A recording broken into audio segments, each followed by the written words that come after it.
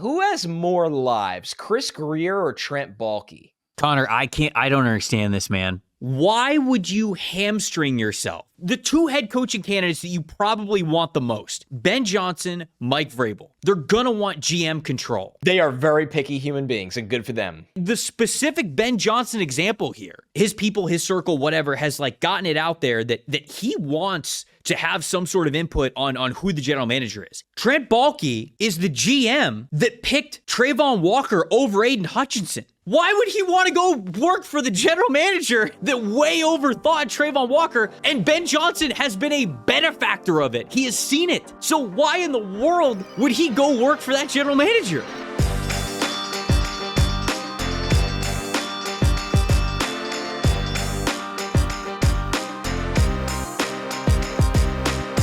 Welcome to the opening bell of the NFL Stock Exchange podcast. I'm Trevor Sikkema. That's Connor Rogers. Here to pay some bills. The bill is steep. It's the first one here of 2025, but oh, buddy, we got our Christmas bonuses in and we are paying it. It is the first mock draft with the solidified draft order for the non-playoff teams. Oh, it's truly a beautiful day, Connor. I can't wait, man. I did a written mock draft for PFF over at PFF.com, but it felt like that was the appetizer because going back and forth here with you with the solidified order for these non-playoff teams, this is where the fun of draft season and for the fun of the addicts of NFL LSE really starts. So how you doing, my friend? I'm good, man. The draft order being solidified at the top is like comfort food. When you're somebody in Trevor and I's shoes, it's just, you can copy and paste it onto a doc. You know, every mock draft you write for the rest of the year is starting with that. Every mock draft you record, you start to just move puzzle pieces around, but it's a lot of the same names at the top. It's a good feeling, man. I mean, as you guys saw with our scenario show last week, you know, you're done playing out the 90 different win and loss scenarios. Pretty crazy. It came all the way down to Sunday Night Football. Yeah. The Jets and Panthers had draft stakes on the line between the winner of Lions and Vikings. So, yeah, not only that, remember, we did that whole show last week about the draft order, and we were like, oh, yeah, it's paramount the Patriots get the number one overall pick. Well, got news for you. They're picking fourth. Insane. The Joe Milton era is here. Obviously, We're going to trade Joe Milton here on this show. No, but for the third overall pick in the draft of the Giants. Of course. Yeah. Because very comparable, very worth it from what we saw from Joe Milton there with the Patriots. But no, there's a ton to get to. And like you said, this is where you really start to get to formulate draft plans. Because we do mock drafts during the season. I love to do them. The people love them. You love to do them as well. It's a lot of introducing things. Okay, right. Here's what it could kind of look like if this team picks around this spot. Okay, here are some players that are playing well in college football. But when you really solidify the order, it's January. We know a lot of the guys that are in the class because they've declared or haven't declared. The soft date is like right now, but it's weird because they have to extend it a little bit because of the college football playoff. And there's an insane wild card, by the way, sitting in the college football playoff. Oh, are you saying Drew Aller? Yeah, dude. Right. Like, everybody's looking around like, if he declares, he can go from number one to like, it's insane. Well, you know what? I don't want to go on too much of a tangent here. We won't. We obviously like gotta get the mock draft rolling, but the thing with Aller is Penn State's quarterback Drew Aller. For anybody that doesn't know who we're talking about, he has a ton of potential to be like a first-round type of a quarterback, maybe even QB1 in this draft class, which if you're QB1, you got a chance to go in the top 10, top 5, whatever, even if it's down quarterback class. In the land of the blind, the one-eyed man is king, as Matthew Berry says to me every day of the year for 3 years in a row. What a saying! It is. What? It is gold. I can't get enough of it. It's perfect. It's really apt for this scenario right now. They say that Matthew Berry is the Amik Robertson of fantasy football analysts for Amik Robertson saying they tried to bury me, but you can't bury what comes from the dirt. That's what I felt like when you just said that right there. I thought you were Shakespeare. No, I had to give credit to my guy, dude. It's an amazing saying. It's great when your elders pass down something special to you. Shout out to Matthew Berry. But yes, so with Drew Aller, the thing that's really interesting about it is I think he's playing well enough to where he could declare in this class and he could be considered a first-round quarterback. I really do, given his potential. Not that he's playing like perfect football, but you guys know what I'm saying. The issue is because of how late college football season runs now and because of when the transfer portal opens up, Penn State has already lost their backup quarterback. Right, he's gone. Bo Pabula, I believe is his name. He's already transferred.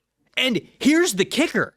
He didn't want to. I know. It's so dumb, the rule. He wanted to go to Penn State. He wanted to be a Penn State quarterback, but he transferred. Plays. Right. He's like one of those backup guys that gets in games. But he transferred because the transfer window was open and because James Franklin probably told him, like, hey, Drew is thinking that he's going to come back. So, if you want to go and start somewhere next year, we understand. If Drew Aller now declares, they have nothing. He is screwing over Penn State. So I actually don't think that he's going to declare. He wins a natty? I guess. Maybe. I hope my jacket isn't making too much noise. Like it's not. I don't hear a peep, but I do have a question for you. Yeah, go ahead. So obviously I see you're in the lovely Cincinnati recording space of Pro Football Focus. This is true. How are we doing? As a man that just came in and shoveled all 2 inches of snow off my driveway. Dude, didn't take very long. How are you doing out there? There's like 2 feet of snow in Cincinnati right now. It's like 1.5 feet, 2 feet.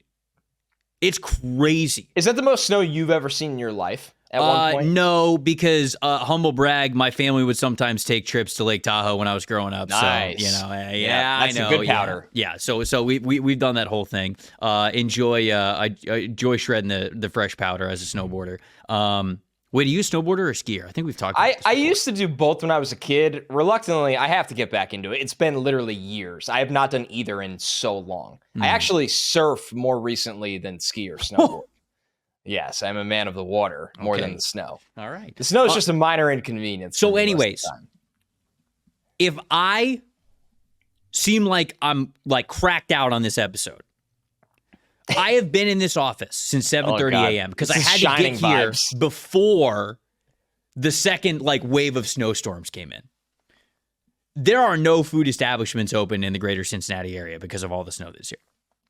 So at the PFF headquarters, let me tell you what I've had to eat today. I have had 4 bags of snack beef jerky. Okay. I have had 2 protein bars, a Quest protein bar, and an RX protein bar. Nice. I have had 2 bags of pretzels, of snack pretzels. And I have had 2 bags of Baked Lay's original potato chips. Very delicious. That has been my entire palate for meals today. Your macros are just hanging on for dear life. I've been tracking them, baby. I've been tracking them. And you know what? We're not doing too bad. We're not doing too bad. Please, for the love of God, don't look at my sodium for the day. Yeah, it's a minor, hurdle in all of this. That's like when I eat Chipotle a couple times a week. It's just one of those weeks where it's like, I was working here and I had to run somewhere quick, or we're cranking it up. And I'm like, man, I'm getting all this protein, double chicken, the Karloftis forklift. And you're like, yeah, I've also had 8 pounds of salt throughout my body in 24 hours. Good. Again, we're cranking it up. That's what we need to do. Speaking of cranking it up. Pause. Maybe. A little bit.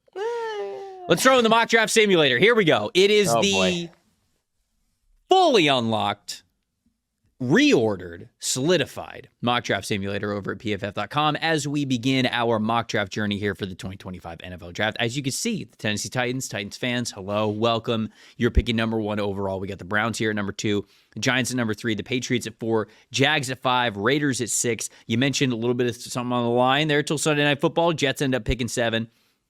Carolina Panthers are at 8, Saints at 9, Chicago Bears are at 10, and obviously we will go through the rest of the order as well. So we're going to select all the teams here. Jets got an odd number here at number 7. Bucks got an odd number because, it's just another year, baby. It's just another year on top of the NFC South. Boy, did Todd Bowles really do his best to make it interesting. Holy cow. At least he got Mike Evans his 1,000 yards. That's all I care about. That's truly a buzzer. Respect. Truly all I care about. So here we go. What do you want to pick, odds or evens? You want to kick this thing off, or what do you want to do? Oh, man. Sure, I'll take the odds, but I'm going to phone you in during the Bucks. That's fine. By the way, for everybody who uses the PFF Mock Draft Simulator, we recently added the Your Picks tab here on the right. So you don't have to scroll all the way up and down to see your picks now. That is there. I understand it was long overdue. Everybody calm down. We've been working real hard, but I know it's great to have it in there. And that's just something that you can enjoy now as a mock draft simulator user. All right, let's start this bad boy. All right, so we got the Tennessee Titans, and you're on the clock at number 1. So let's just have the combo at the top. Like, this is a draft that the first 3 teams picking all need quarterbacks. Mm-hmm. I think this is a draft that there are a lot of varying opinions on the quarterbacks, but most of the consensus is that traditionally this isn't the class where you'd think quarterbacks talent-wise go 1 and 2. Mm-hmm. But the need is just so high. I do think Cam Ward can win games at the NFL level and make plays. And you look at the Callahans in Tennessee, their ability to develop run games, what Bill's done for a really long time, what head coach Brian Callahan, his son, wants to do. It didn't really work with Will Levis this year. No. I don't see a lot of answers on the pro market, especially since it's hard to find anyone that thinks, nobody thinks Sam Darnold's getting out of Minnesota anymore. My favorite destination for a long time for Darnold, when you look at, hey, he probably doesn't want to go back to New York, who should kind of open up the checkbook? I thought Tennessee was a great idea. Mm-hmm. I just don't think that door opens anymore. So now if JJ McCarthy becomes available and it doesn't cost me a first round pick, and this is a whole nother deeper combo, that changes. And then maybe you could take Travis Hunter here, but I'm going to go Cam Ward here, Trevor, because he's my top quarterback in this draft. He's got traits. He's obviously won at a lot of places. The playmaking ability, I think he's got a better arm than Shedeur, and it gives the Titans a mobility element in their offense under center as well. Yeah, it's hard, right? I mean, we're in a quarterback class that I think everybody out there, as they sort of dive into it a little bit more, would tell you, hey, maybe we don't even have a first-round grade on a quarterback. When you and I went through the quarterback episode, we said that we don't have a first-round grade on any of these quarterbacks. But the fact of the matter is that until free agency comes around and until we know that teams have other options than what it looks like right now with Week 18 wrapping up, it would feel like it would be disingenuous to not go through this exercise, even with them going really high in the draft. So when you look at the Tennessee Titans, hey, what is the main reason why they struggled this season? Quarterback play. They had the worst team passing grade of any team in the NFL this year. And I know when we did the Tennessee Titans episode, there were some Titans fans who we went back and forth with a little bit who were like, hey, we didn't think that in the episode you were giving enough credit to Will Levis, like he's somebody who could still win in this league. And look, I do think that Will Levis has the talent level to start at the NFL level, but I don't think you can run into next year with him. I didn't think that when we went through the Fix Your Franchise episode, and I certainly don't think that now. I think that they've got to make a change one way or another, so I agree with you, Cam Ward, going number 1 overall. This is what I would have done as well. Yeah, it's fascinating when you look at the beginning of this draft, because to me, it's 3 regimes that, it got late early.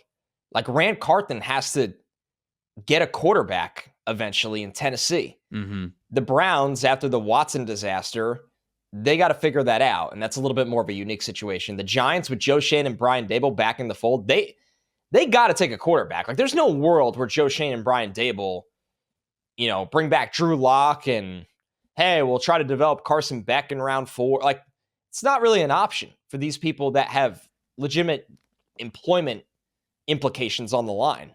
Joe Milton, obviously an option now. Joe Milton, the conditional one.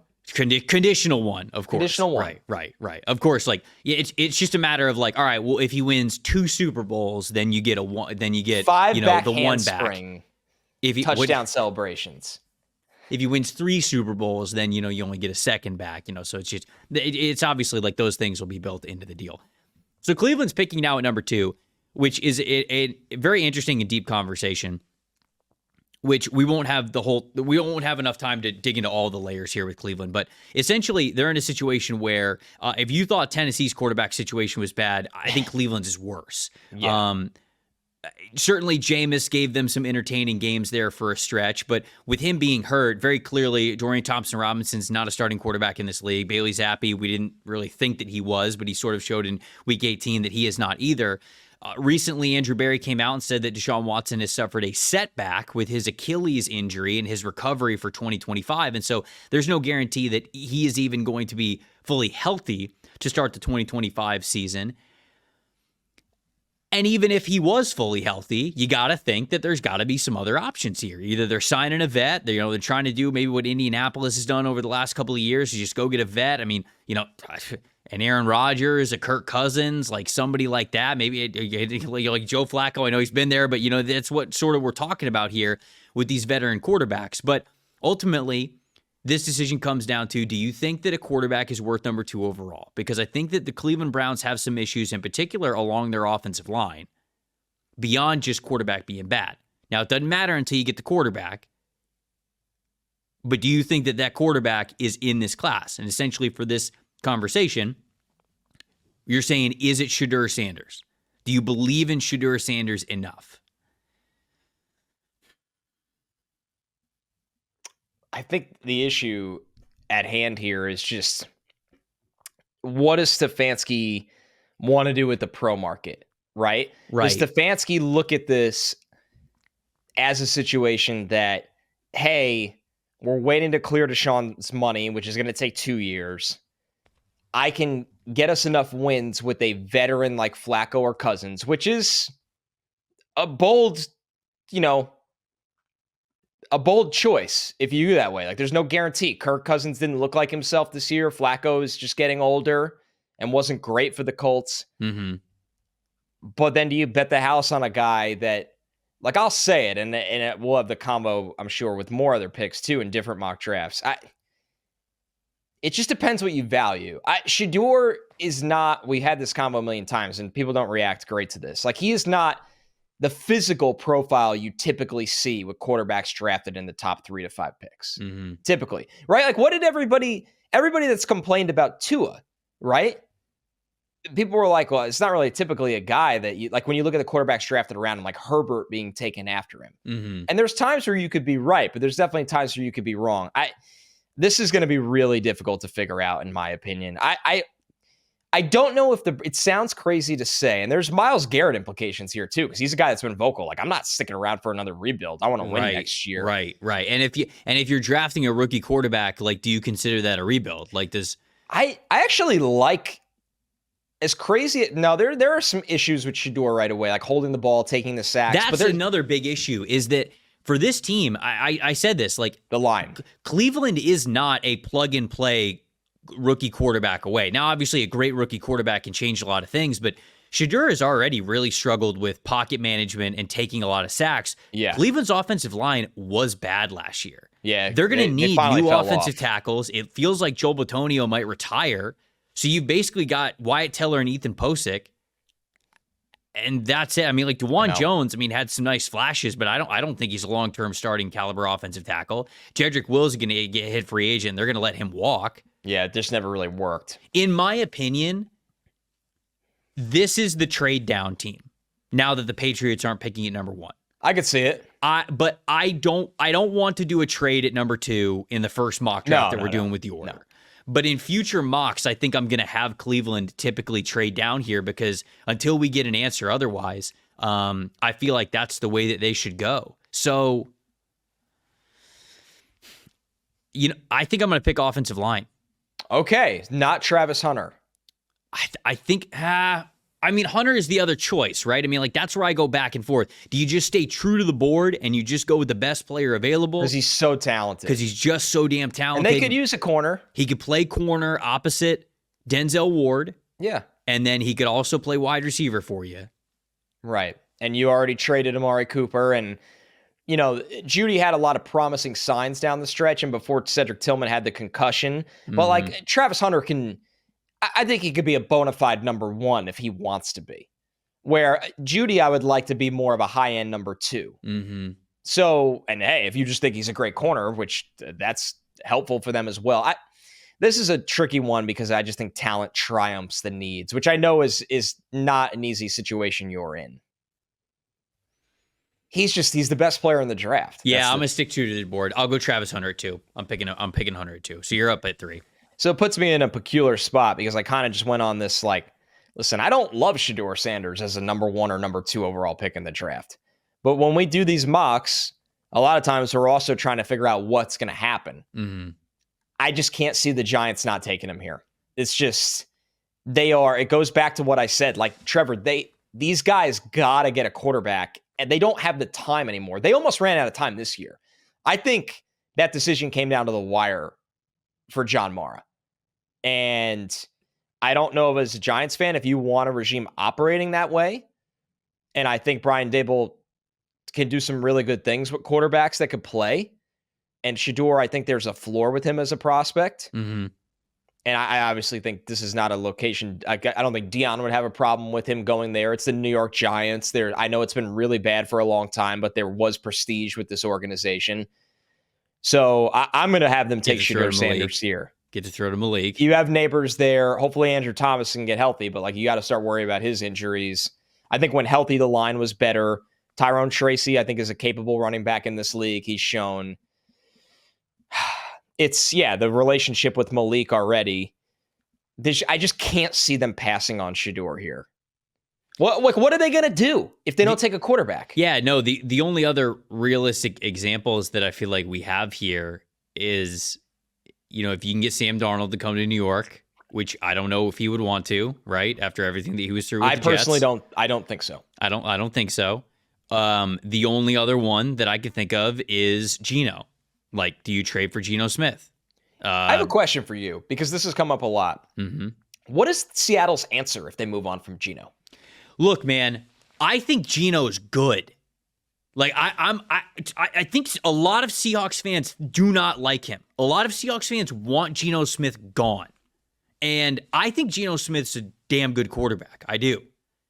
Well, do I think he's seen it? Do I think he's tier 1? No. But can he win for you in this league? Yes.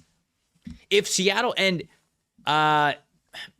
listen, I can't pretend to have watched or read every single coaching presser that we've seen here on Monday. But Mike McDaniel was sort of asked about Geno, and he's like, I'm paraphrasing here, but he was essentially like, yeah, I mean, I've got no reason to think that Geno wouldn't be here. So yeah, I guess, he's our starting quarterback. And it's like, whoa, what are we doing here? So Geno is my other answer there, but outside of that, it's basically just you're hoping for Shedeur or Cam. Man, or Drew Allen. I'll say this right now. If I'm the Giants and I can get Geno and keep my 3rd overall pick, I'm doing that every time. 100%. And then I'll figure out quarterback in another class. That's a no-brainer. But here's the other kicker. I'm also doing that if I'm the Tennessee Titans. Yes. Yeah. I think there's a lot of teams. I'm not, actually. Okay. I'm not. I think if I'm the Titans, I would rather take Cam and try to develop him. Okay. Because I like Cam, so I get the stance. And I also think I like the idea of Callahan and how he runs his offense with Cam Ward. And with the Giants, we've set up a really strange reality here because John Mara basically said that he's got no patience left. He's barely got any patience. That presser was a heater today. Yeah, he's basically like, these guys stink. The defense is bad. The roster's worse than it ever has been. Brian Daboll should probably give up play calling, but I'm keeping them. I better be in a better mood this time next year. Yeah, and it's like, why are you keeping them then? What are you doing? They didn't want to restart. It's as simple as that. The reason, I talked about this a little bit earlier today. Here's why I actually think they might have kept both Daboll and Shane. Without having the number 1 overall pick now, you're in a little bit of an unknown. You don't hold your own destiny when it comes to any quarterback you would possibly want or any maneuvering of the NFL draft that you would possibly want. And if you were to have a head coach opening, you are now going in with not the number 1 overall pick, the number 3 overall pick, and you have to go against the Chicago Bears, who already have Caleb Williams, the New England Patriots, who already have Drake May, and the Jacksonville Jaguars, who already have Trevor Lawrence. And you're competing against all 3 of those head coach openings with teams that already have franchise caliber talent quarterbacks. And the Giants don't have one, and also don't control their own destiny in that regard without the number 1 overall pick. So I wonder if the Giants got the number 1 overall pick, if they actually would have moved on from both. Because the job would have been more alluring. It's an interesting point. I don't know the answer. Just a thought. Yeah, because that means they would have lost to the Colts, and they would have went, I was about to say the opposite of undefeated, obviously, at home, which is historic. Which is defeated. Defeated. I really almost said it. What's the opposite of undefeated? Defeated. Defeated at the home. New York Giants defeated at home this year, 0-9 or whatever it is. Oh, God. 0-8. It's good. Yeah. It's, man, what a weird spot they're in. All right, so you're taking Shedeur? Yeah, I think that's what they would do here. I think that we're setting up a lot of fun future realities with exploring trade backs with the Browns, different quarterbacks with the Giants. The Patriots are on the clock at number 4. I think they have a couple of different options here. The 3 that stand out to me are trench players. Even for as much as I would love for them to get Tetairoa McMillan, and perhaps Tet would be on the board here for them. But Connor, this was the worst offensive line in the NFL. Yeah. By a lot. Well, I shouldn't say a lot. Seattle was giving them a run for their money there for a little bit. But they drafted 2 guys in Layden Robinson and Caden Wallace last year. I'm not convinced that those guys are long-term starters for you. I thought they were overdrafted by the Patriots last year. I would love to be proven wrong because it will mean that Drake May's got a lot more opportunity to play really well and be healthy. Abdul Carter, Will Campbell, Kelvin Banks Jr.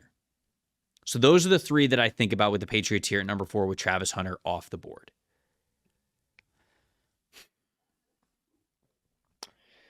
I think that Carter's the better talent. Right. I think that'll be pretty common sentiment. And I think they have a good chunk of money that they could try to invest a good amount in the offensive line this year. They have an unbelievable amount of money. The problem with the Patriots is, real talk, they haven't been able to find people to take it lately. Like that's very true. They wanted Brandon Ayuk for a lot of money. Yeah, that's very true. Yeah. Now, don't get me wrong. I'm not saying the Patriots free agency is hopeless. I'm just saying, like, I do think I've come to, it's not that I don't value cap space, right? But because cap space matters a lot. I think we overvalue teams that have this ability to go into free agency and have a spending bonanza. Mm-hmm. Now, the Patriots, it's better to have it because you need it. You have a lot of holes. But free agency signings, just the way they depreciate so quickly after 1 year, it's just been proven not sustainable practice, I think. I'm going to go Carter. He's, I think, the higher talent of Will Campbell and Kelvin Banks Jr. I who agree. Are both offensive tackles.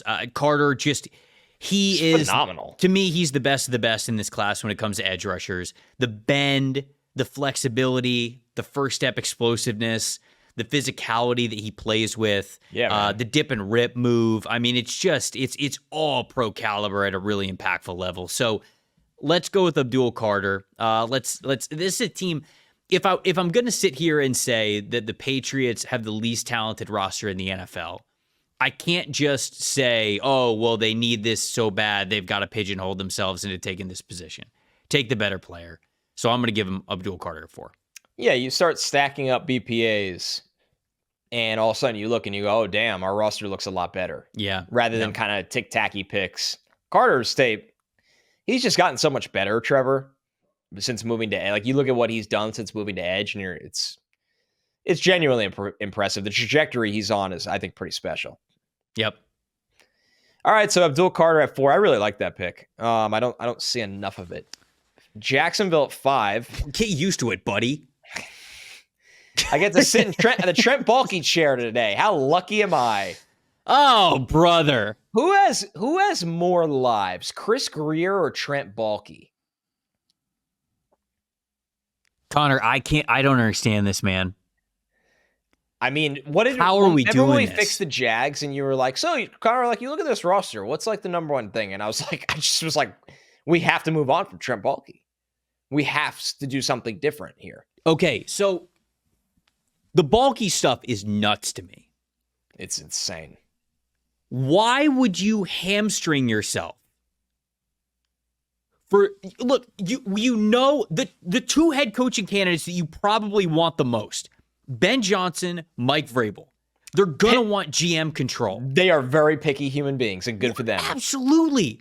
And not only are you retaining a general manager, so you're not giving them the opportunity to bring in the guy that they want to work alongside as general manager, you're retaining a very particular general manager, one that often zigs when the rest of the league is zagging, right? Yeah. If I'm going to make this, the specific Ben Johnson example here is, last week we heard the report. I'm sorry, I wish I could be citing this better. I don't remember who was on the radio giving this take in this report, that they were talking to Mark Brunell, and Mark Brunell was kind of like saying like, oh, like Ben Johnson like wants the Jags job. Like he wants to work with Trevor Lawrence. Like he wants the Jags job. And that was like a week ago. Ben Johnson is also, his people, his circle, whatever, has like gotten it out there that he wants to have some sort of input on who the general manager is. Like he is going to be, like you said, very particular in what job that he takes. And that flexibility and that continuity with the general manager goes into it. Trent Baalke is the GM that picked Trayvon Walker over Aiden Hutchinson. Where does Aiden Hutchinson play? The place that Ben Johnson's coming from. Why would he want to go work for the general manager that way overthought Trayvon Walker, who is a solid player, by the way? I don't want to get into this whole debate. He's rock solid. Aiden Hutchinson is better. Yeah, and Ben Johnson has been a benefactor of it. He has seen it. So why in the world would he go work for that general manager? It is mind-numbing to me that the Jags would do this. And it is you know what? I think the answer to your question is still Trent Baalke, because since 2012, since Shad Khan bought the team, he's hired 2 general managers. Connor, since 2012, the Jags have won more than 5 games 4 times. It's insane. They've hired 2 general managers in that span. And one of them was promoted from within, because Baalke was the director of player personnel before he got the GM job when they fired Caldwell. They've had 1 double-digit winning season since then. They've had 4 seasons where they have won above 5 games. And they won't make a change. So it's nuts. Anyways, please fix them here. Give them something. Give the Jags fans something to smile about. Yes, please. It's an owner that is, everybody loves him. He's a patient, nice guy, but at some point it's just too much loyalty. And I agree with you, Trevor. The Jags would have been one of the most desirable spots in the NFL if they wiped the slate clean. I think they really could have got whoever they wanted if Baalke was gone. You got Trevor Lawrence. You got him under a long contract. You got you're in the state of Florida. Like, man, it's just crazy to me. Yeah, and it's a place that the pressure is different. The media pressure is different. The owner pressure is different. It's better. It's a healthier lifestyle. So, but now you have Trent Baalke there, who just outlives every coach. So it's not that good. At 5, though, let's give him something to smile about. And I'll take a page out of your playbook. I read your mock draft, which everybody should go do at pff.com. I think I like Mason Graham here. I look at Mason Graham. Yeah. I agree with you. Their interior defensive line needs a piece. Trayvon Walker and obviously Josh Allen have, let me make sure Josh Hines Allen, don't want to get that wrong, have been really good up front for this team. But you put Mason Graham in the middle, and I feel like it gives your team an absolute no-nonsense identity up front on the defensive line. And it's one of the best players in the draft. I mean, I could sit here and go, yeah, Will Johnson might be a big need at corner. I know the secondary was brutal. It's a little early for a safety for me, but Malaki Starks would really help. They've had really bad play at safety this year. Yeah. But I just value the talent here. To me, it's just the talent for Mason Graham, and it's not like they don't need a D tackle. And also, I've grown to like the depth of this secondary class, by the way, the more I study it.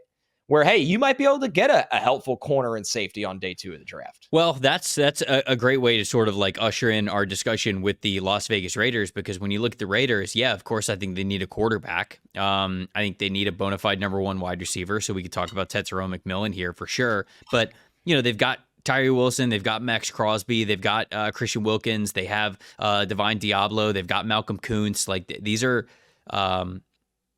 are players that are impactful for them. I can't remember which ones are free agent. I can't remember if Kuntz, I think Diablo's a free agent, but you could bring him back. The big issue with the Raiders is secondary. Like, their secondary has been terrible. They were dead last in the NFL in total coverage grade as a team. Their cornerbacks just were straight up not good enough this year. So I look at corner here at number 6, specifically Will Johnson from Michigan. And even though he's been beat up this year, I mean, he has had some really good tape, really going back to his freshman year in 2022, as you can see there by the grades. But Connor, I wonder if this is an Ashton Jeanty spot here at 6. Oh man, I don't think it can be. I know it's a little early. Yeah, a little bit, partner. But the dude's a stud. And if you actually look at what was probably holding the Raiders offense back the most this year, I'm not saying that they're not going to make any changes at quarterback. But if they had a competent run game, they've got a good offensive line. I think their offense changes pretty quickly. And you just mentioned you like the depth of this cornerback class. I do. I struggle with the Sincere McCormick erasure. I'm thinking about it. You're thinking about you're what? The what erasure? Sincere McCormick erasure. Raiders. All due respect, of course. All due respect. Hey, this is your pick.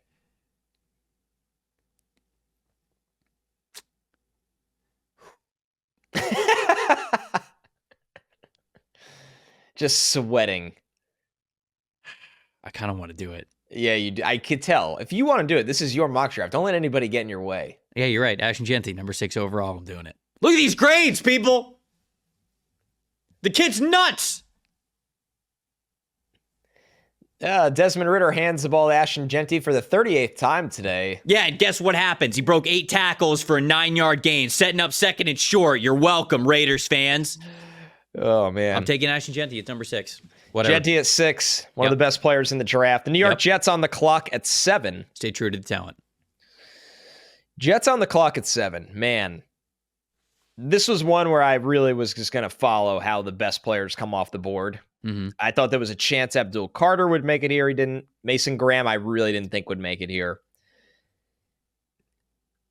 I'm going to go with Tet McMillan in this spot with the thought that the Jets' era of Aaron Rodgers and Devontae Adams is over. Okay. All right. Obviously, this is a very fluid one. If there was a world where Rodgers... Go ahead. I was just going to say, you said, I didn't mean to cut you off, but you said, last time I asked you this question was, I think, a week ago. You said there was a 1% chance that Aaron Rodgers was back. Yeah. Do we think it's still 1, or do we think it's like 5, 6, yeah, 7? Like 4%. All right. We get an extra 3%, a little 3%. His tone the last week of the season started to sound like a man retiring, which is very interesting. He did. But the only thing I'll say is, why it is at 4% is this is the lowest supply of a quarterback offseason I've ever seen. Mm-hmm. Where it's, with the draft, if Aller's not in it, you talk about Cam Ward and Shedeur at the top. That's it. With free agency, you don't even have Darnold to hang on anymore, which everybody thought for a while. We can't sit here and tell you Geno's going to be traded. So you're looking at, what's left of Kirk Cousins. If the Titans traded Will Levis, Justin Fields, so if a coach comes in and is like, man, I don't want to be a loser while trying to get this thing right. I want to try to be competitive while building it my way. Maybe you talk Rodgers into, hey, give us one more year. We'll see what we could do if you still have it in you. That's why I put it at 4%, which would change this pick.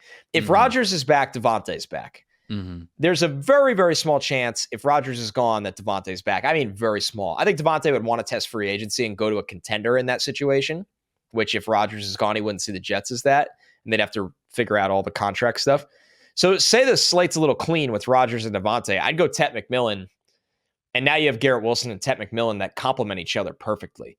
You have a 6'5" jump ball red zone beast across from an incredible route runner, silky smooth. This is the modern day way you build a wide receiver group. Like you look at T. Higgins and Jamar Chase, Jordan Addison and Justin Jefferson. You look at all these great wide receiver duos because of the way the air attack is. And the good news for the Jets is, because a lot of people will be like, what about offensive line? The Jets, when Olu started over Tyron Smith, when Tyron got hurt, their offensive line looked really good, where it's going to be Olu, John Simpson, Joe Tippmann, Elijah Vera-Tucker. You got to bring back Morgan Moses for right tackle, and you have to draft somebody on day 2 to develop behind him.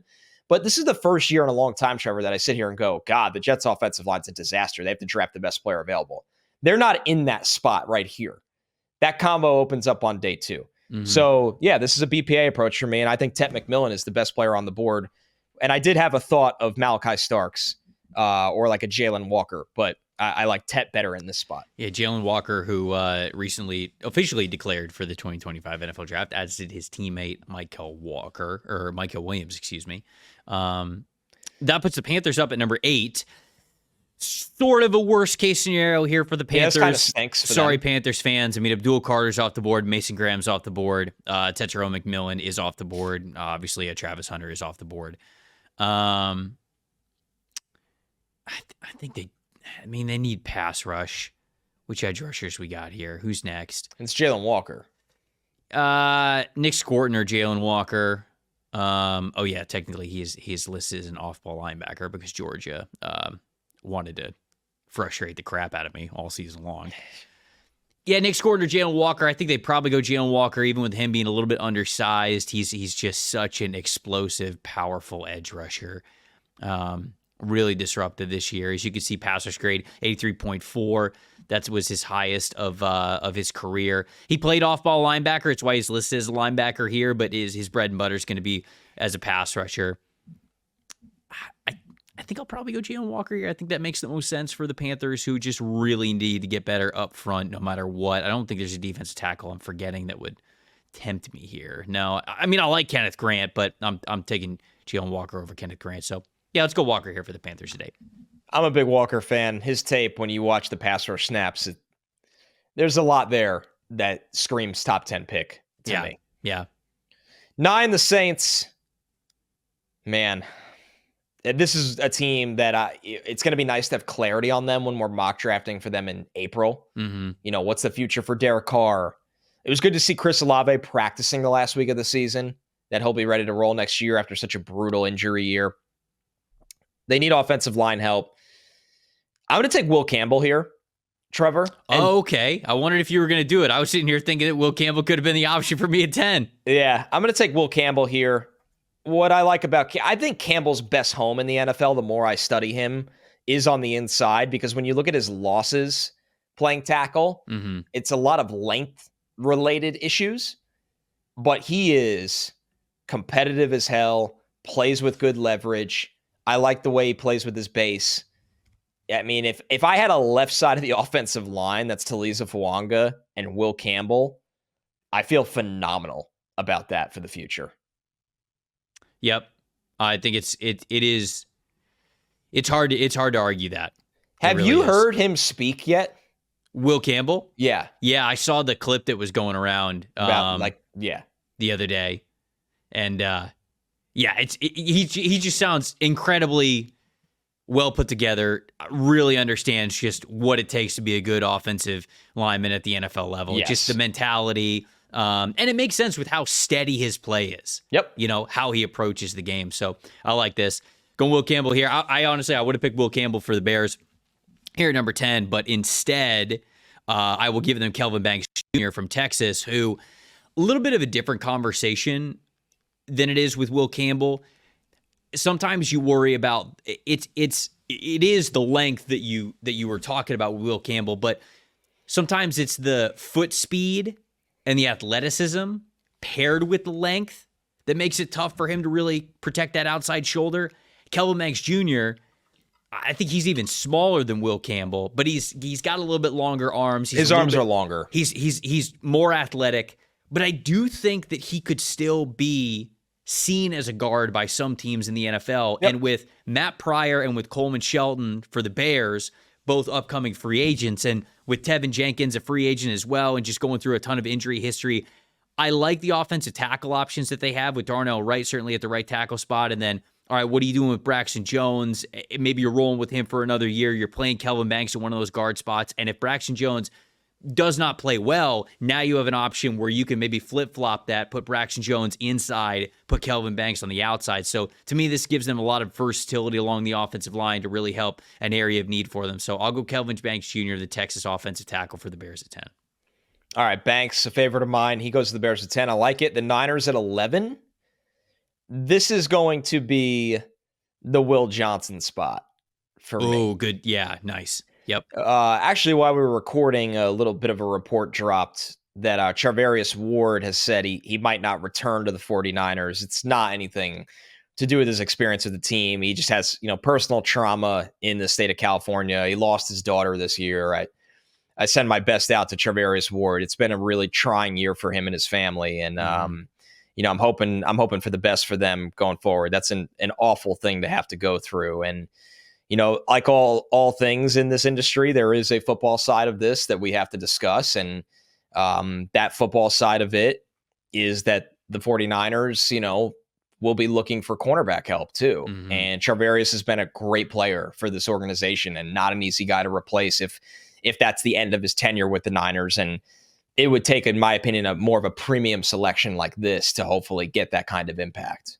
Yeah. If the Niners were able to get Will Johnson at number 11, that's a steal of a player. You're going to discount an injury discount because he was hurt a lot of this year. Yeah. Because I think if he plays a full year, we're talking about this guy. And we should be talking about him higher. He's ranked higher on my big board for a reason, but we're just looking at some quarterback options, some pass rush options, things like that. And the board falls as it does. And, sometimes teams get to capitalize on that.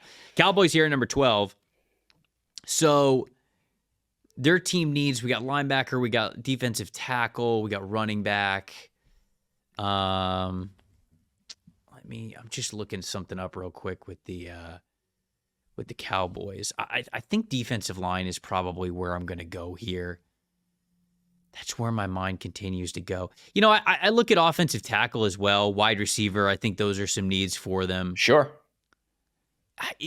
Defensive tackle, I guess they have been playing a little bit better. I wonder if a Luther Burden probably makes the most sense for them. Big-time playmaker. If one of the other tackles were here, I think I might have thought about that as well. You know what I'd ask you with Burden? And maybe this is a stupid question because if you have a good offensive play caller, they should be able to figure this thing out. Mm-hmm. But all the ways they've used CD and maximized CD over the years, don't you think that's how Burden should be used at the next level? Totally. Burden's sort of at his best when he's allowed to be a yards after catch guy. But, imagine having players where those roles are sort of intertwined a little bit. Sure. And CeeDee Lamb and Luther Burden on the same offense gives you the ability to have two just top-tier playmakers, and you don't know which guy's, staying short. You don't know which guy's going to go further down the field. I kind of like this the more that I'm thinking about it. I know when I first brought it up, I was like, I don't know. And then when I thought about it, I was like, you can kind of go, how Miami does things with Tyreek and Waddle a little bit. And there is a benefit to it. Number 2 wide receiver has been very, not problematic, but frustrating at times in Dallas, I think. Yeah, I'm realizing just looking at these team needs, we have some updated team needs that actually have to push on the MDS. So hopefully when you guys are using the MDS, these team needs are actually updated a little bit more because these are a little outdated. Not that they're totally wrong, but we do need to update those. Nick Scourton or Luther Burden, those are the two that I'm debating between. I actually think I'm going to go Scourton. I thought that one made a lot of sense. A big end. Right, because DeMarcus Lawrence isn't the same player. And what an amazing longevity career he's had. For sure, Dallas. Absolutely. But you're right, it's got to end at some point, right? He played 4 games this year. Yeah, I'm gonna go with Nick Scourton to give to give them another edge rusher opposite Micah Parsons. So Scourton there at number 12. That puts you up with Miami at 13. I'm getting to play all the hits today. All the cats with 9 lives. Trent Baalke at 5. Now I'm Chris Greer at 13. I am unstoppable and unfireable here. So the Dolphins at 13, Tyreek Hill had an interesting post-game presser after losing to the Jets and taking himself out of the game, where he basically said, I'm available for business. I'm out of here. This is going to be a very interesting offseason for the Dolphins. They are keeping both Mike McDaniel and Chris Greer. I have thought for a long time this team just has to be better on the offensive line. I think it's where it all starts for them. You want to keep Tua healthy. You want to be able to run the ball. I don't know how much Teron Armstead's going to have in the tank. Yes, they drafted Patrick Paul to be the potential heir apparent, but they need more on this offensive line, and they need better on this offensive line. Now, the issue here, Trevor, is the top two guys in Will Campbell and Kelvin Banks that would be in play. They're off the board.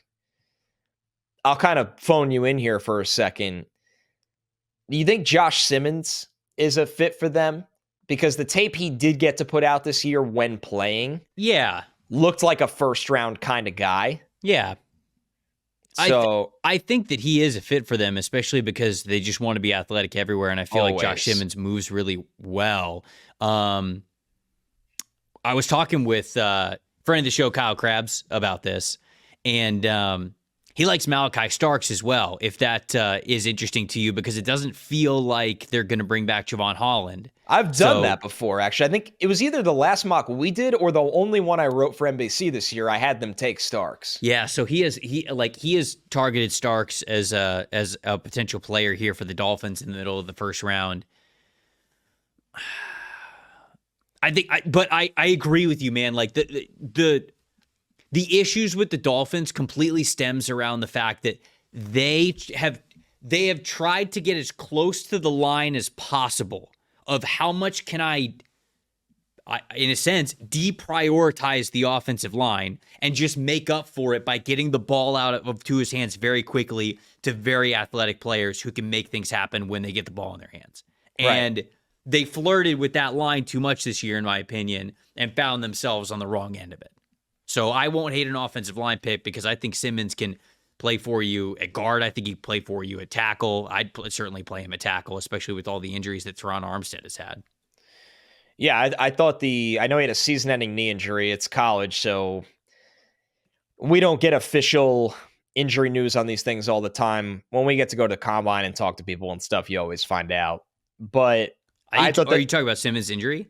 Yeah. I think he tore his ACL. You think he tore his ACL? That's what people have said. Yeah. Now, to your point. I mean, when you hear season-ending knee injury in college, it's often that. Yeah. Unfortunately. But the tape he got to put out through, I think it was 7 games. Yeah, he got hurt in the 6th game, I believe. Yeah. Yeah, he got hurt. He only played 23 snaps in that Oregon game. It was really good. It was really high-end. Mm-hmm. So if he checks out medically, he warrants the top 15 selection here. So I'm going to take him. All right. Colts at 14. Chris Ballard. Alive and well. Speaking of cats. Yeah, Chris Ballard, though, I mean, he's a man that hits Irontown.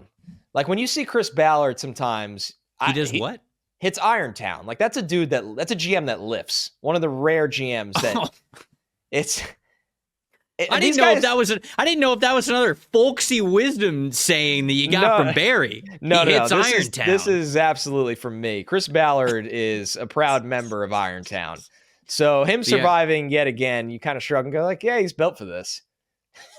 He's watched Pain and Gain. Clearly. Just an elite movie. It's one of the best bad movies. And I'm really glad that you and I align on this, because if I bring this up to most people out in public, they'd look at you and be like, I've never seen that. I have the clip ready to use at any point in time of Mark Wahlberg sitting in the office and the guy applying for the job, and the guy's like, how much you bench? He's like, 400. How much you squat? More like 5. And he's like, and then he just stands up and holds the hand out for him to get the job. I love that movie. I have that clip just ready for any coach, GM, something like that. Perfect. It's perfect. When Vrabel gets hired somewhere as head coach, and then they inevitably hire the GM probably after that, I'm going to tweet that clip and be like, this is Vrabel talking to the general manager. about what they bring to the table. Vrabel, he is that dude that's still lifting at 4 a.m. at the facility. Yeah, 100%. He never went home. No. We have two options here for the Indianapolis Colts. Well, I think we have one, but go on. Malaki Starks is one of them. That's fair. Although Julian Blackmon has played well since back being out on the field and being healthy, it's what gives me reservation about having to invest a top pick into safety. And the other pick is the one that, we're fighting against. It's Tyler Warren. I'm not fighting against it at all. From Penn State. Well, I'm fighting against it for, discussion's sake. But, sure. The 6'6", 260-pound tight end who is just a do-it-all player, can succeed in line for you as a blocker attached to the line of scrimmage. He can also win big time as a detached Y tight end or slot tight end. 93.3 receiving grade this season, an insane 2.76 yards per route run. Contested catch percentage was over 60%. I mean, this guy is just an absolute monster at everything that he could bring to the table. The Colts don't have to go tight end because the rest of their offense is, I think, good enough. Right. But it basically comes down to, in my opinion, how do you view the rest of the corners outside of Will Johnson? And I would tell you that you can get a starting caliber corner in this class in rounds 2 and potentially 3, but you can't get a Tyler Warren anywhere other than the middle of the first round. No, you cannot. So we're going to go Tyler Warren here. I love it. The tight end for Penn State. I am a big fan of seeing that. And I think Colts fans love this pick. Well, they should. What's not to love? You just watch Brock Bowers break the rookie record. Apparently, the tight ends are doing something right in college. You got a lot of good ones who are coming through. The tight end is back and better than ever. The Falcons at 15. Michael Penix out here throwing missiles. Penix is... Now he's at the point where, and it's not shocking if you watch him in college, but he is must-watch TV because you might fall asleep when he misses 2 in a row. And then, you're not going to fall asleep because the third one is going to be one of the best throws of the week. He had 7 big-time throws, Connor. That's what he was at Washington. 7. Guy was an absolute flamethrower against the Panthers. Drake London woke up this morning and he's like, wow, I'm going to have 1,000 yards the rest of my life. Oh, yeah. No, he already took out a small loan for the money that he's going to make next year because it's guaranteed. Guaranteed. It's just guaranteed. He played that game against the Panthers with Michael Penix and went, all right, I'm buying the mansion. I'm good for the next contract. I'm good to go. Yep. 30 million a year. We're good here. Wherever you want to live. We're good here. Yeah. He moved next to Arthur Blank. He just moved right next to him. Hey, neighbor, how you doing? Built a house on top of his house. On stilts? Yeah, on stilts. Bought the land upwards. So the good news is the Falcons' quarterback selection looks awesome. Bad news is they needed more than 40 points to beat the Panthers because their defense has no answers right now. Jeez. Which Raheem Morris needs to find them. That's part of his job. But obviously Terry Fontenot needs to get some talent for this team as well. Mm-hmm. Now here's the funny thing here, Trevor. Malaki Starks is clearly the best defensive player on the board in this spot. Mm-hmm. But this team needs a pass rush, man. So badly. We also say this literally every year at this point. Yeah. This is frustrating. I mean, I'm not even the biggest fan of this guy, but this is where Michael Williams starts to come into play. I think so, but he's not a pure pass rusher to me. You know who I'd take here?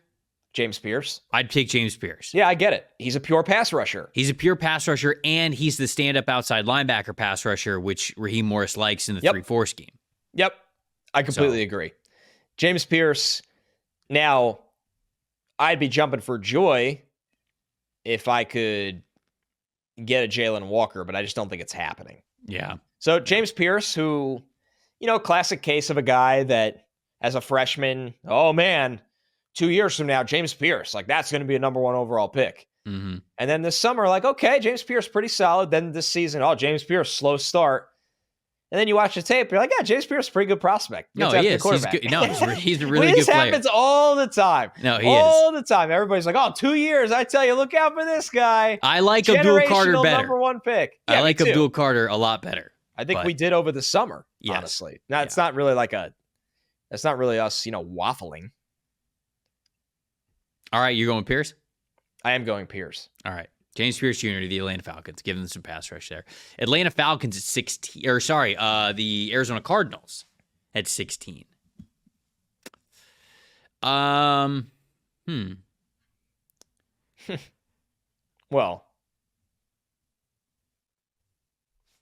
go on.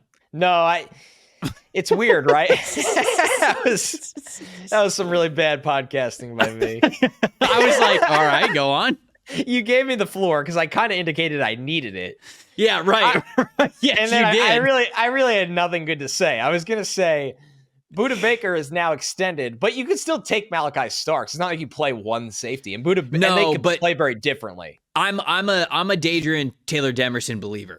There you go. Like I am this a is believer. not the most important I'm a DTD position. believer. Right, it's not the most important position on the roster on defense of a defense that needs a lot right now. I know. I don't want to force them just taking Kenneth Grant, even though I think Kenneth Grant's a good football player.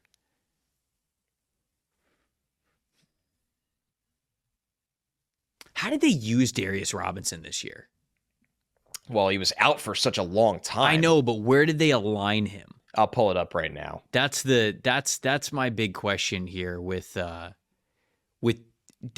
how much does edge versus interior defensive line become matter to them? Yeah. Okay, Darius Robinson. Let's see. Snap positions. Okay, he played most of his snaps at right end and left end. He played some right defensive tackle and left defensive tackle. Decent amount. I mean, 53 snaps at D tackle. So he is all right. So for them, they run a 3-4.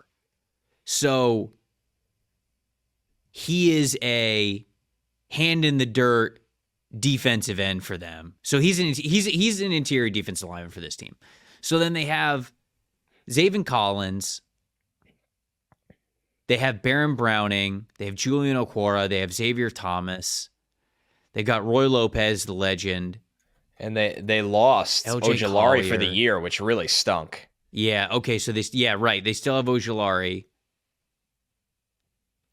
All right, so it's either, to me, it's probably is Kenneth Grant. Actually, it's either Kenneth Grant or Cameron Williams.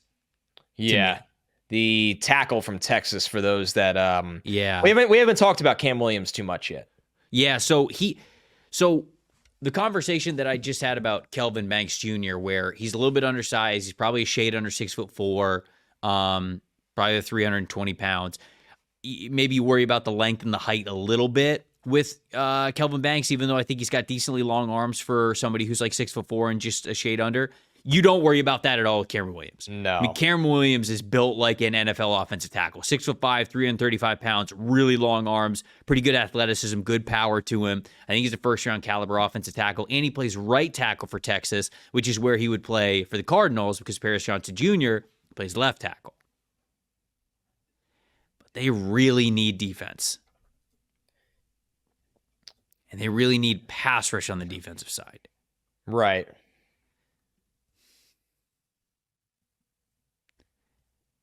Man,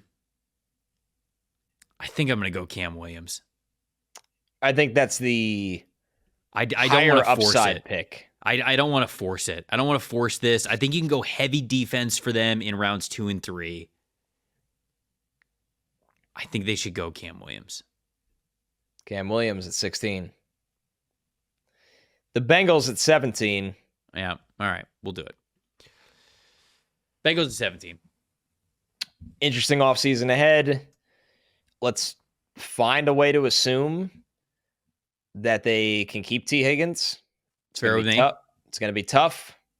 By the way, do you agree with me now that he's getting $30+ million a year? No.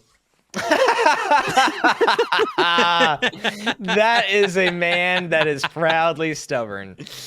I appreciate At this point, I'm pot committed. I might as well keep the stance. Yeah, and then if somehow, some way, he signs for like 29.5, I'm going to tell you to suck it. The very next episode. He takes the hometown discount with the Bengals for $29.5. And Schefter and Rappaport are like, whoa, the Patriots were out there. They were offering 34, but he wanted to stay with Joe Burrow. And I'll respond to them and say, must credit NFLSE. Yes. Please credit. PLS. All right, the Bengals at 17. I'm going to take Malaki Starks. Smart. This team had a big drop-off in safety play this year. I know they need help up front. I'm not going to manufacture a pick that doesn't exist here. Yeah. It's a BPA pick. This is a team that likes to take BPA. Let's go Starks. Yep, there we go. I like it. Seahawks up next. Before we get to that, if you guys played Pick 6 by DraftKings, if you haven't yet, what are you guys waiting for? You better get on it. The playoffs are officially here. Time's running out. Is the official daily fantasy sports partner of the NFL. DraftKings does fantasy sports like no one else. You play for better payouts on Pick 6. It's super easy to get started. You select 2 or more players. Choose if they will have more or less of a single stat. Touchdowns, yardage, sacks, things like that. And see if you win. Pick 6 is available in most states, including Missouri, California, Texas, and Georgia. They're making it even sweeter if you're a first-time user. New Pick 6 customers, you play $5, you get $50 in Pick 6 credits right there. With the playoffs rolling around, just this is an example I have off the top of my head. Mike Evans, he's going up against Washington Commanders, familiar foe, Marshawn Lattimore. If you really think Lattimore's going to shut him down, try to get revenge for his Saints brothers after giving up the catch for 1,000 yards, then maybe you can bet less on that. But if you think Mike Evans is going to torch him a little bit, if you think the hamstring's still going to be ailing Marshawn Lattimore, maybe you say, it's pretty juicy, I'm going to go over here. So it's just things like that. All sorts of matchups throughout the playoffs. Win more cash on Pick 6. Download the DraftKings Pick 6 app. Use the promo code PFF. That's promo code PFF for new customers. Play just $5 and get 50 in Pick 6 credits. Only on DraftKings Pick 6. The crown is yours. If you've got a gambling problem, call 1-800-GAMBLER. Help us available for problems with gambling. Call 888-789-7777 or visit ccpg.org in Connecticut. Must be 18 plus. Age and eligibility varies by jurisdiction. Pick 6 is not available everywhere, including New York and Ontario. Void where prohibited. 1 per new customer. Bonus awarded as non-withdrawable Pick 6 credits that expire in 30 days. Limited time offer. See terms at pick6.draftkings.com/promos. So the Seattle Seahawks now on the clock. Number 18. They'll have a new offensive coordinator. Ryan Grubb no longer there. One and done. Not going to lie. A little shocked. Yeah. A little shocked about that. I like Ryan Grubb. I think he had his shortcomings in terms of, flow of calling games, but I've liked Ryan Grubb since he was at Washington. I think he has the right ideas. To me, it's a little bit, unless something behind the scenes was going on where, hey, he just wasn't gelling with Mike McDonald, and that just sort of is what it is at that point. It feels a little harsh to look at this year and say, nope, you really did not do well enough for us. I mean, he's a guy jumping from college to the NFL. I mean, he's figuring it out. I thought there were some good moments, albeit some struggles that he had. But anyways, Geno Smith, we had the Geno Smith conversation a couple of picks ago, but like Mike McDonald said, he's the quarterback of this team, so we're going to assume that he's still going to be the quarterback of this team. They need edge rusher. They definitely need edge rusher. Leonard Williams had a phenomenal year, one of the best of his career, which is great to see. Boye Mafe's taking a little bit of an extra step, but they need extra edge rush help. However, the interior offensive line for the Seattle Seahawks was horrendous this year. And I just think that's where you have to look. Now, I think Tyler Booker is probably the best interior offensive lineman in the class, but I think there's other guys that you could take that maybe a kick inside. Like I look at Aireontae Ersery, super explosive, massive dude. He's 6'6", 330 pounds. I absolutely think that he can play guard for you. And the plus is there is Abe Lucas, who's dealt with chronic knee problems.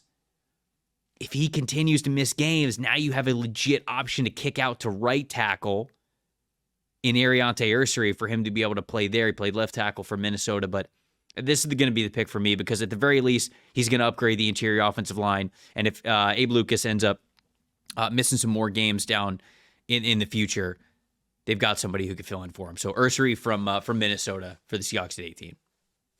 All right.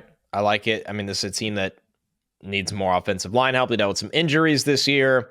It's got some position flexibility. The Texans at 19. Speaking of a team that had some offensive line problems this year, notably on the interior, I thought, which is huge for CJ Stroud. Yes. I'm probably going to take the same approach that you just had with Wyatt Milum. With Milum? Yeah. Yeah. I mean, why not? This is someone that has been really clean in pass pro for years at tackle for West Virginia. I don't see why he can't play inside if that's where they think they need help with him. I think he's somebody that most importantly keeps Stroud upright as a passer, but has such great athleticism in the zone running game, assuming Slowick stays and they still want to have variance in their run game. People might be a little surprised to see Milum at 19, but this is a big-time need, and he's had great tape for years.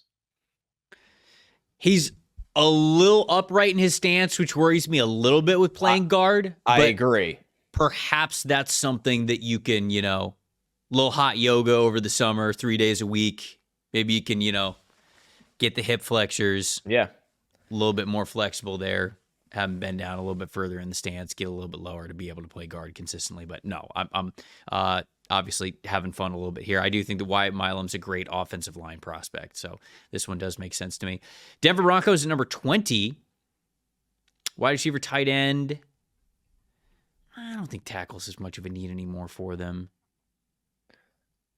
Linebacker, safety, I think could be a need. I'm going to go Colston. That was my first thought.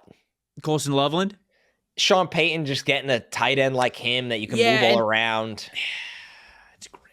I think it's a great pick. I think it's a good connection for Bo Nix, your favorite player of all time. I know. He's like a brother to me. Elevate Bo Nix. Help him. Well, it's either him or I'm also looking at Luther Burden. So it's not a bad option. Yeah.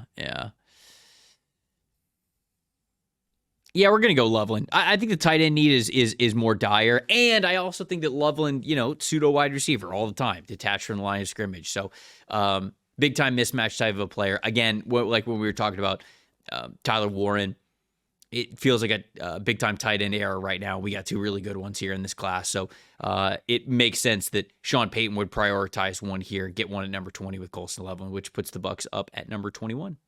All right, let's phone you in here. The good news for the Bucs, even after losing Chris Godwin, Jalon McMillan has been really good this year. So they have some depth in the pipeline at wide receiver. Mm-hmm. I watch this team, Trevor, and it's just the classic case of they don't have the pass rush up front to help the coverage, and the coverage isn't good enough on its own on the back end. Yeah. Corner or pass rusher really are the two options here for Tampa. I think pass rusher is the more dire need. I agree, but also the lower supply. For pure pass rushers right now, I wonder if you're formulating a plan for Tampa, do you wait or do you not wait at all? The best pure pass rusher on the board for me in this spot is Mike Green. I was just about to say, if we're going edge rusher, I'm probably picking your boy. Yeah, that's my number one player here at the need. It was either Mike Green or I start to look at Jahdae Barron and Shavon Revel. I don't have any clarity on Revel's medical. I don't expect him to be able to run before the draft. Yeah, I don't either. Barron obviously has been a huge riser this year. He was phenomenal. And I like Mike Green as a pure pass rusher a ton in this class. I've said he's a first rounder for months. Mm-hmm. Yeah, he'll be higher on my rankings when we redo him here. I'm going to take Mike Green. Rushers. I just wanted your blessing, Mr. Pope. Mike Green absolutely has the blessing because you look at the other guys like, maybe Princely, but I can understand liking Mike Green over Princely. I like him better. Landon Jackson, I like, but he's not like this pure pass rusher like Tampa really needs. Shamar Stewart has a lot of potential, but he might not be the pure pass rusher you need. We've talked about Michael Williams already, certainly in that light as well. So I am fine with the Mike Green pick here for Tampa. All right. You're on the clock with the Steelers at 22. Oh, man. Okay, Pittsburgh. I think they need a quarterback. I think they need wide receiver. I think they need a corner badly. And I think they could also use a safety with Minkah. Yeah. You feel like you have to take Burden almost, right? Burden's the first guy that comes to mind, and I'm trying to think, is there somebody else that would sort of make more sense here? I don't think so. I think Benjamin Morrison could be good for them. I think Trey Amos could be good for them. Jahdae Barron plays more zone, so unless they wanted to do more zone. Man, I'll tell you what, Morrison has become one of the most fascinating prospect stock guys in this draft. I have no idea if he's going top 20 or on day 3. Yeah. When a corner has a hip injury, I just don't know until I talk to people about it. I think we got to go Luther Burden. They're just not dynamic. I would have sprinted. They don't scare you. No, and they need something underneath. Like, even if Russ isn't the quarterback, which it kind of feels like he might not be next year, even with them making the playoffs, they're way too much just run the ball and shot play right now. They don't have the underneath player to be consistent. Burden and Ibuka, honestly, these two guys give them the ability to do that. But I'm going to pick Luther Burden for them. I like that pick the most. All right, the Rams on the clock. I think they need help at corner. I'm going to take Shavon Revel here. Okay. I think they like these guys that are explosive athletes that can kind of flip the field. Mm-hmm. We saw them take Verse and Fisk last year, and they really prioritize those guys because they can make, drive-ending plays. And I think that's what Revel does at corner. So this would be a Les Snead kind of prospect that, honestly, you might be getting a discount because of the injury. I think Revel had a chance to play his way into the top 15 this season, and unfortunately his season was lost. Snipe me for the Packers, because I like Revel for the Packers a lot. Especially Jair Alexander era probably over there. Yeah, and even if he is not, I wonder if Barron makes the most sense for them then. Jahdae Barron.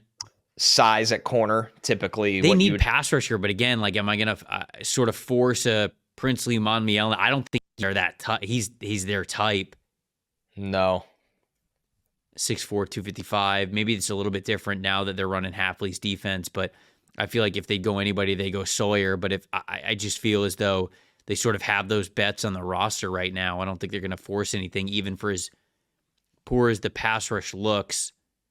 Kenneth Grant, I suppose he plays on he would play on the interior next to Devontae Wyatt, who's having a really nice year. He gets to be a full-time 3-tech instead of sort of this tweener nose tackle, 3-4 defensive end type like he was the year before. They do have Carl Brooks. Van Ness just hasn't done enough. I agree. Michael Williams, I think, is their type, but Shamar Stewart. Yeah. I think they'd really like Shamar Stewart. But are they really gonna, man? That's just a lot of I know, right? It's a lot of draft capital. But Rashawn Gary hasn't played great either as a 4-3 defensive end. Van Ness hasn't developed. But they're so desperate at corner, it feels like. Especially if they don't have Jair. I think I might go Jahdae Barron here. He's just the secondary playmaker I feel like they need. Yeah, I could see it. And once again, a corner with some size and length. I'm going to go Barron. I'll go Barron here. Just an inside-out type of a dude. He's played slot before. He's played safety before. He's played outside corner. He played outside corner this year and had 5 interceptions and 12 forced incompletions. So he was a monster. He was all over the place for the Packers at 24. So you're up with the Chargers now at 25. Chargers at 25. Both Colston Loveland and Tyler Warren off the board. It's disappointing. How about Jim Harbaugh calling up an old friend in Kenneth Grant in this spot? Ooh. He knows a thing or two about Kenneth Grant. Athleticism and size for a defensive line that needs it on their interior right now. That's an easy pick for me. All right. Okay. All right. So we're going Kenneth Grant. I think they need edge as well. Like, those guys got old and injured quick. Yeah. But I just don't like what's there. I mean, Okay, sure, I could have taken fair. Stewart, I guess. Yeah. Did you already pick Grant? Yeah, I like Grant. Okay. All right. We'll go Grant here for the Chargers at 25. 26 is the Commanders. They need pass rush. They definitely need pass rush. What else do they need? Tackle. Yeah, their offensive line needs more talent. They've really overachieved this year. It's a very impressive coaching job when you watch this offense. Oh, the first half, well, yeah, people who have been listening to NFLSC know that's no shock to us. Dan Quinn, good head coach, crazy. Yeah, we've only loved him on every Fix Your Franchise. Yeah, we've only been talking about him for 3 years. So they do need corner. I think this is going to come down to Benjamin Morrison or Shamar Stewart for me. Stewart gives you some crazy athletic upside at 6'6", 290. Playing as an edge rusher. Really good run defender this year. Plays like Clowney. He's just got this massive frame, super explosive. Can play him up and down a little bit. Better run defender than he is a pass rusher, but he'll still give you some stuff with him as a pass rusher. I think Stewart, to get a player of Stewart's athletic caliber at 26, it's hard for me to pass on this. I'm gonna go with Shamar Stewart here for the Commanders D line. It feels like a guy that it'd be surprising if he doesn't go round one with that physical ability. I would definitely be shocked if he didn't go round one. Yeah. The Ravens at 27, they've had a weird year on defense. They just way better as of late because of moving Kyle Hamilton to free safety. That and the quarterbacks they've played has helped a little bit too. Sure. Not to take away anything from them.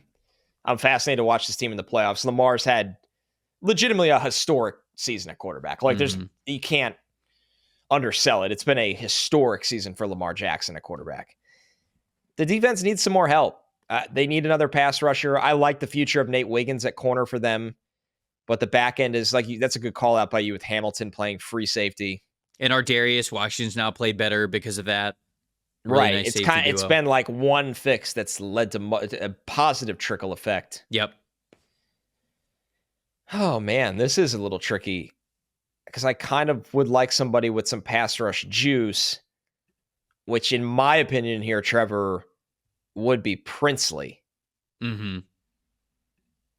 I don't know if he's their type of player in this spot, but I don't really see another player like him left in this group. I think he'd fit. And they need that guy. Yeah, because they have... I'm assuming Kyle Van Noy has been leading them in sacks. Actually, I don't have the sacks up right now, but they have... Yeah, he had 12 and a half this year, which is remarkable, by the way, for Kyle Van Noy. They have Odafe Owe. They have... Oh, they drafted Adiza Isaac last year. Right. But I think he's more of like a solid high floor type of an edge rusher than a juiced up pass rusher. They have David Ojabo as well. They have Tavarius Robinson. Very quietly, they still need help on the offensive line, too. Isn't Ronnie Stanley up after this year? We talk about this all the time. He is, and this is the first year in his career he's played 17 games in a regular season. Don't you love how that goes? They signed him to this massive 5-year deal. I feel like he never played. Yeah. And then it's, hey, contract. And I'm not blaming Ronnie. It's just this is more of a luck situation. Right. And it's like, oh, thanks. Good luck for him, though. Amazing luck for him when things are going right for you. So offensive line would be in play, but I don't like the board. We cleaned up on the offensive line. Yeah, we did. In this class. We did. Yeah, it's hard to find another. Really quickly. I feel like Donovan Izaraku would be their type. Just a matter of, do you think he's going first round or not? I don't. Yeah, I don't either. Those measurables typically do not. As much as he's put out some, he's been an absolute hellraiser on tape. I guess the Ohio State guys are in there too. Well, shoot, Landon Jackson would be too. I think any edge rusher could be good for them. But if you want the most juiced up one, it's Princely. Yeah. I'm going to go with Princely. Okay. All right. Ton of production, as you guys can see there. 91.1 pass rush grade, 90.3 on true pass sets, 22.3 pass win percentage. I mean, he's got some really nice bend and burst to him. Really good speed combination. Vikings at 28. This is a team that, in my opinion, is like locking in on corner. I mean, they could have some wholesale changes in their secondary, especially at the cornerback spot. So it really is just a matter of who they like better. Do they trust Benjamin Morrison coming back from that hip injury? If they do, I think he'll be their choice. I think I'm going to pick him here at 28. But I'd also think about Trey Amos, who led the SEC in forced incompletions, 6'1", 190 pounds. I think he's really underrated. I really do. Oh yeah, you can see right there, forced incompletions 14, actually tied for 7th in the FBS, but that led the SEC 84.4 coverage grade. I think he's a really good football player. I'm going to go Morrison, though. I just got him ranked higher. I think he's somebody who, before he got hurt, he's proven he's got some good coverage ability. So I like Morrison a good deal, and getting him at 28 could be a bargain.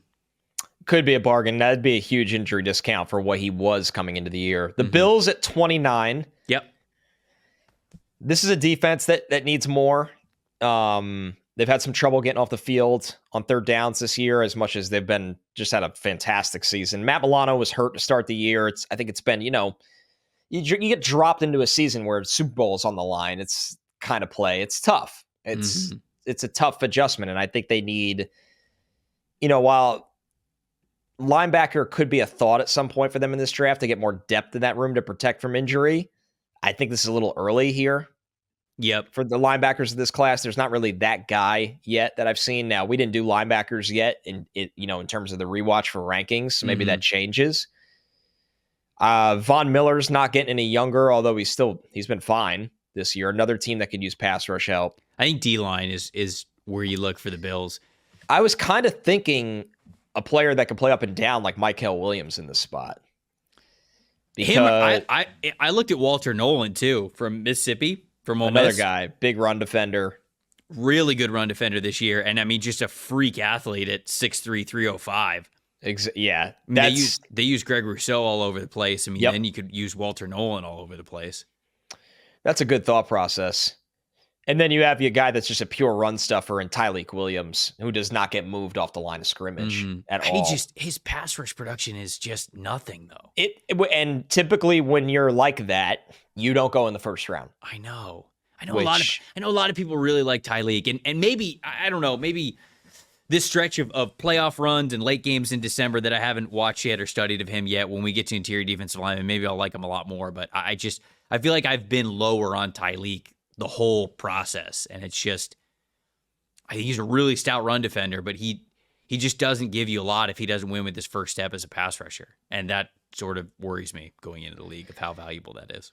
To me, as somebody that really likes him, I think some of it is a product of a weaker class, and I can talk myself into him in the first round where other years I typically wouldn't, because I know what I'm getting with Tyleik. Like, he's not going to get moved off the ball against the run. He can hold double teams, and anything you get as a bonus of him growing as a pass rusher is a nice layer in a draft that at this point in the draft, like, there's not a lot of players to me that are better than him on the board at 29 is my take. So I'm going to take Tyleik Williams to the Bills. Okay. I think it gives them a different presence than what they already have. You brought up Rousseau, which is a really good point with Walter Nolan. So I'm going to kind of get somebody that complements what they have up front. Shout out to Joe Marino, friend of the pod, who I was talking with earlier today, and I've struggled on exactly who to give the Buffalo Bills. At times I've given them, a Jahad Campbell. Sometimes I'll give them a corner if one of them falls, but Joe is like, nope. It's going to be D-line. It's got to be a D-line, at least at this point in time. He's like, you gotta hone in on D-line for the Buffalo Bills. And so we did here on this show. So appreciate it, Joe, giving us the insight, knowing the Buffalo Bills as good as anybody out there does. Philadelphia now at number 30. I'm up here. Philly is a damn near impossible team to mock draft for because, well, they basically run, two teams deep of NFL caliber teams because of how well Howie Roseman has built this team. Josh Sweat's a free agent.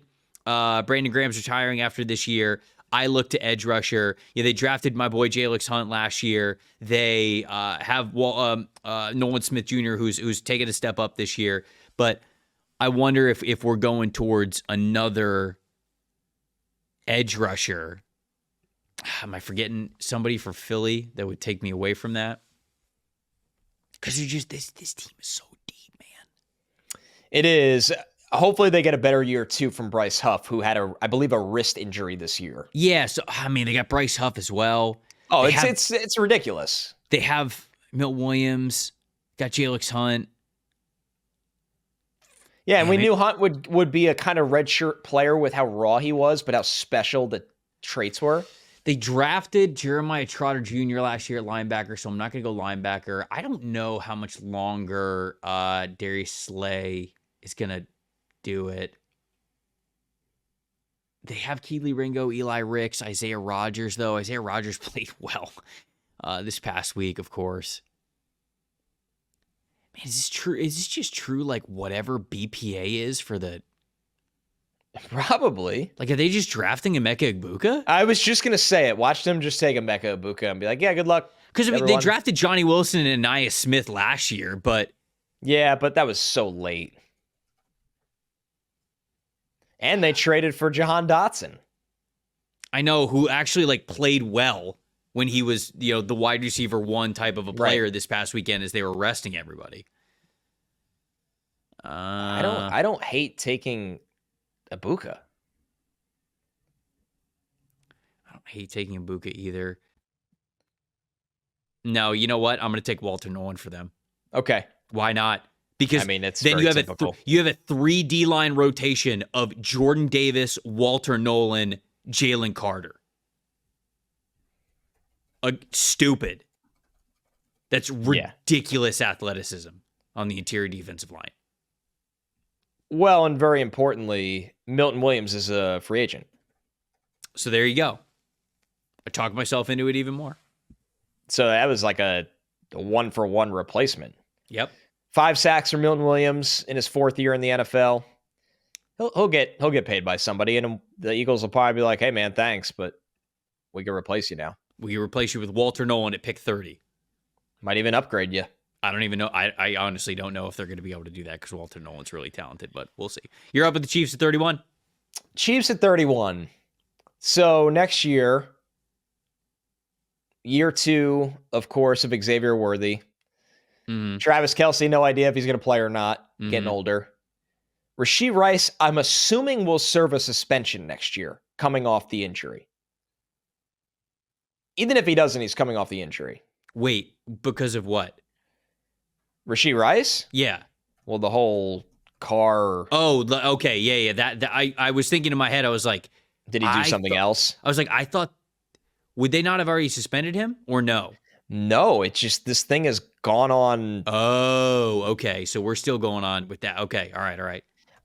I almost wonder, and this isn't really the podcast for it, but yeah, he's waiting it out. Okay. So, all right. Well, the NFL needs They're to do still their investigating it. Right. Going through their process. What we thought would be this year, could be next year, could be nothing. We don't know. Mm-hmm. I still, with the Chiefs, who I think need offensive line help as well, but if it's not there, it's not there. Badly. I mean, you watch this team and it's just like they need offensive tackle badly. But what do we really think is there? If I was the Chiefs, I'm at the point where I'm looking to get up for a big tackle. I mean, Conerly is the one who I haven't moved up yet in rankings, who a lot of people have a lot higher than this. I really liked him over the summer. He was my tackle 4. So then we're, for transparency for everybody, Trevor and I are watching tackles right now for our next show. Mm-hmm. I have not rewatched him, but I loved him over summer. So like, that's an easy sell for me. And hopefully I still love him from this year. If everybody's like ranking him highly now, that means they loved him this year, which means like, I already thought the guy was good. Then you're probably justified in taking him at 31. Easily. Especially this is what the Chiefs need. Oh, absolutely. I'm trying to get you there. I'm there. I'm trying to get you there, brother. I'm there. All right. Conerly at 31. The fun part of me wanted to take Emeka Ibuka, but they need an offensive line. No, they're not going to take Ibuka. As fun as that is, they're not going to. No, they're going to trade back for Tyreek Hill and let the Dolphins pay the tab. Jeez. Don't do that to us. The You Detroit heard it from Lions. the man? He said, I'm out of here, bro. The Detroit Lions up at number 32. Jack Sawyer. Right? Landon Jackson. Yeah, I mean, Landon Jackson, I think, would definitely be their type as well. Sawyer is more productive, comes from the Blue Blood program. Him and Aiden Hutchinson could be that movie script where it's like, oh, like this is my rival who I like hated my whole life. And then like by the end of the movie, like there's some sort of conflict and common goal where we actually have to like band together and become brothers. And then like in the end, we achieve the final goal only because we once hated each other, but now we're best friends. Like that is Jack Sawyer and Aiden Hutchinson. And look, I'm not going to be the one to get in the way of that kind of Hollywood script. So I'm going to take Jack Sawyer here because they desperately need an edge rusher opposite Aiden Hutchinson. It's perfect. I really wanted to talk you into them running the full house or the T formation, and you take either Scattaboo or Omarion Hampton. But Dan Campbell's crazy. I don't know if he's that crazy. They can do that with, hold on here. They can do that with Quinshawn Judkins in round 3. Don't challenge them. They will do it, and it'll work. Just be absolute pain. That'd be the worst trio of running backs to try to tackle. Jameer Gibbs, David Montgomery, and Quinshawn Judkins. Just an endless ice bath. That's what that would be. You're sitting there just like, this sucks. You would. Yeah. Be out of here. All right. So there we go. The first mock draft with the solidified draft order for the non-playoff teams. A little recap for the audio-only listeners. Don't say we never did anything for you. We love you. And number 1 overall, Tennessee Titans took quarterback Cam Ward from Miami. At number 2, the Cleveland Browns took Travis Hunter, the corner/wide receiver from Colorado. Number 3, the New York Giants took Shedeur Sanders, the quarterback from Colorado. Number 4, New England Patriots took Penn State edge rusher Abdul Carter. 5, Jacksonville Jaguars took Michigan defensive tackle Mason Graham. 6, the Las Vegas Raiders took running back Ashton Jeanty from Boise State. The Jets took Tetairoa McMillan, the wide receiver from Arizona at number 7. Number 8, Jalon Walker, the edge rusher from Georgia to the Carolina Panthers. Number 9, the New Orleans Saints took Will Campbell, the offensive tackle from LSU. Number 10, the Chicago Bears took Kelvin Banks Jr., the tackle from Texas. 11, San Francisco 49ers took the cornerback from Michigan, Will Johnson. Number 12, Nick Scourton, the edge rusher from Texas A&M, going to the Dallas Cowboys. Number 13, the Miami Dolphins taking Josh Simmons, the offensive tackle from Ohio State. Number 14, Tyler Warren, destined to be an Indianapolis Colt, is an Indianapolis Colt here at number 14. Number 15, James Pearce Jr., the edge rusher from Tennessee, going to the Falcons. Number 16, Cam Williams, the offensive tackle from Texas, going to the Arizona Cardinals. 17, the Bengals took Malaki Starks, the safety from Georgia. 18, the Seahawks took Aireontae Ersery, the offensive tackle from Minnesota. 19, Houston Texans took the West Virginia offensive tackle Wyatt Milum. 20, Denver Broncos took the Michigan tight end Colston Loveland. 21, the Buccaneers took the Marshall edge rusher Mike Green. 22, Pittsburgh Steelers, Luther Burden III, the wide receiver from Missouri. 23, Shavon Revel, corner from ECU to the Los Angeles Rams. I don't know why I had difficulty reading that off, but Los Angeles Rams 23. 24, the Green Bay Packers took Texas cornerback Jahdae Barron. 25, the Los Angeles Chargers took Michigan defensive tackle Kenneth Grant. 26, the Washington Commanders took Texas A&M edge rusher Shamar Stewart. 27, the Baltimore Ravens took Princely Umanmielen, the edge rusher from Ole Miss. 28, the Minnesota Vikings took Benjamin Morrison, the cornerback from Notre Dame. 29, the Bills took Tyleik Williams, the defensive tackle from Ohio State. 30, the Eagles took Walter Nolan, the defensive tackle from Ole Miss. 31, the Kansas City Chiefs took Josh Conerly Jr., the offensive tackle from Oregon. And then 32, the Detroit Lions set up the movie script of all time, Jack Sawyer, edge rusher from Ohio State. We would love to hear from you, the good people, and what you thought of this here mock draft, what you think of where your team is selecting, what the team needs are, what your ideal picks would be for your team. Best way to do that, youtube.com/NFL Stock Exchange. You can also hit us up on Instagram and Twitter @TambaBayTrey, @Connor J. Rogers. Connor, Anything else before we get out of here? Man, it felt good to be back. It really did. It's just, we love this part of the show. It was cool waking up Monday morning where in the NFL, a lot of people are waking up going, I hope I don't get fired today. And we're lucky enough that we wake up and everyone's like, hey, where's the mock draft? Cool.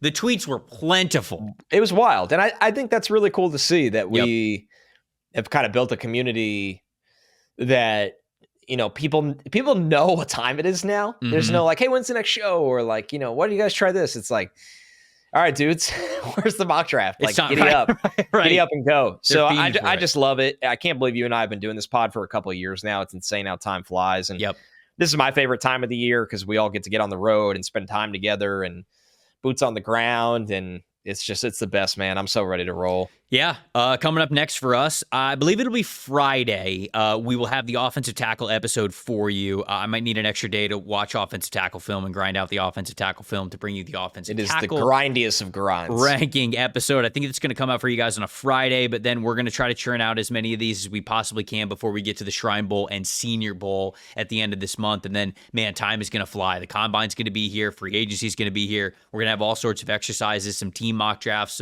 some more mock drafts, some updates from all of these all-star events, and so much great stuff. Like Connor said, appreciate you guys rocking with us for really a couple of years now, honestly, but the last couple of months have been a ton of fun as well as we really geared up towards draft season. Best part about it for us is this community, like he said, getting to interact with you guys and talk with you guys about what your favorite team could potentially do to make them better and make them more enjoyable to watch as the seasons go on. So we will see you guys on Friday. I'm Trevor Sikkema. That's Connor Rogers. Thank you so much for watching and listening to the NFL Stock Exchange podcast. See you guys later this week.